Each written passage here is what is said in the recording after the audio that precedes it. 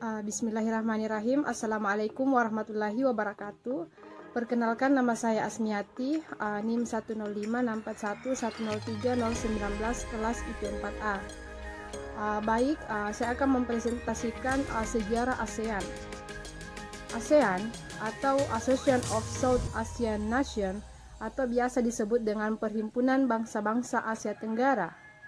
Jadi, negara ASEAN dibentuk pada tanggal 8 Agustus 1967 di Bangkok, Thailand, dengan diwakili oleh 5 wakil negara di negara-negara Asia Tenggara, yaitu yang pertama Menteri Luar Negeri Indonesia Adam Malik, dan yang kedua Wakil Perdana Menteri Malaysia Tun Abdul Razak, dan yang ketiga Menteri Luar Negeri Filipina Narciso Romas, dan yang keempat Menteri Negeri Singapura S. Rajaratnam, dan yang kelima adalah Menteri Luar Negeri.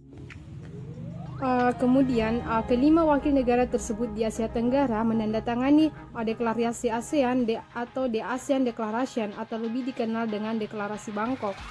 Nah, isi dari deklarasi Bangkok sekaligus menjadi tujuan dibentuknya ASEAN. Yang pertama yaitu mempercepat pertumbuhan ekonomi, kemajuan sosial, dan perkembangan kebudayaan di kawasan Asia Tenggara. Terus yang kedua adalah meningkatkan perdamaian dan stabilitas regional. Yang ketiga, meningkatkan kerjasama dan saling membantu untuk meningkatkan kerjasama dan kepentingan dalam bidang ekonomi, sosial, teknik, ilmu kesehatan, dan administrasi. Dan yang keempat, memelihara kerjasama yang erat di tengah-tengah regional dan internasional yang ada. Dan yang kelima adalah meningkatkan kerjasama untuk memajukan pendidikan, latihan, dan penelitian di Asia Tenggara. Kemudian kerjasama ASEAN atau bentuk kerjasama ASEAN. Bentuk kerjasama ASEAN di negara ASEAN meliputi bidang sosial dan budaya, politik, dan keamanan. Yang pertama, bentuk kerjasama di bidang sosial budaya. Tujuan kerjasama di bidang budaya sosial antar negara ASEAN adalah agar tercipta kerukunan dan kemajuan bersama. Kemudian kedua, bentuk kerjasama di bidang politik dan keamanan. Tujuan kerjasama di bidang politik dan keamanan adalah untuk menciptakan keamanan, stabilitas, dan perdamaian di negara-negara ASEAN. Kemudian, bentuk kerjasama di bidang pendidikan. Tujuan kerjasama di bidang pendidikan adalah untuk meningkatkan kualitas pendidikan di Asia Tenggara dan meningkatnya daya saing internasional. Kemudian, kerjasama ASEAN kini menuju tahapan baru yang telah lebih integratif dan berwawasan ke depan dengan akan dibentuknya ASEAN Community. Pada tahun 2015, hal ini diperkuat dengan disahkannya Piagam ASEAN yang secara khusus akan menjadi landasan hukum dan menjadi landasan jati diri ASEAN ke depan. Dan pembentukan komunitas ASEAN dimulai dari komitmen para ASEAN dan ditandatanganinya ASEAN Vision 2020 pada tahun 1997. Setelah itu, tekad untuk membentuk komunitas ASEAN kemudian dipertegas lagi pada KTT 9 ASEAN Concert 2. ASEAN Concert 2 telah menegaskan bahwa ASEAN akan menjadi sebuah komunitas yang aman, damai, dan sejahtera pada tahun 2020.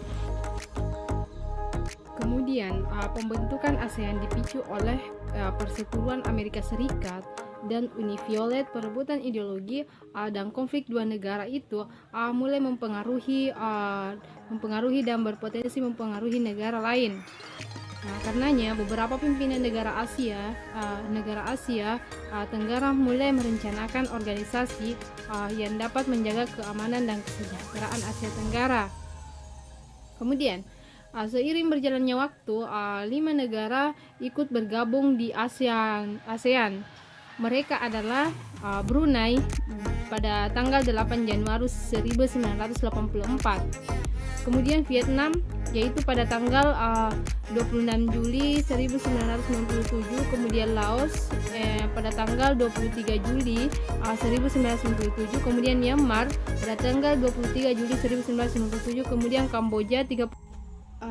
Kemudian mengenai lambang ASEAN. Jadi makna dari lambang ASEAN yaitu padi. Padi juga melambangkan kesejahteraan, kemakmuran, kesuburan, dan kekayaan yang merupakan harapan tiap bangsa di Asia Tenggara. Kemudian jumlah 10 batang padi yang terikat melambangkan jumlah anggota ASEAN yang terikat persatuan solidaritas. Kemudian lingkaran. Lingkaran ini melambangkan kesatuan dan keutuhan ASEAN.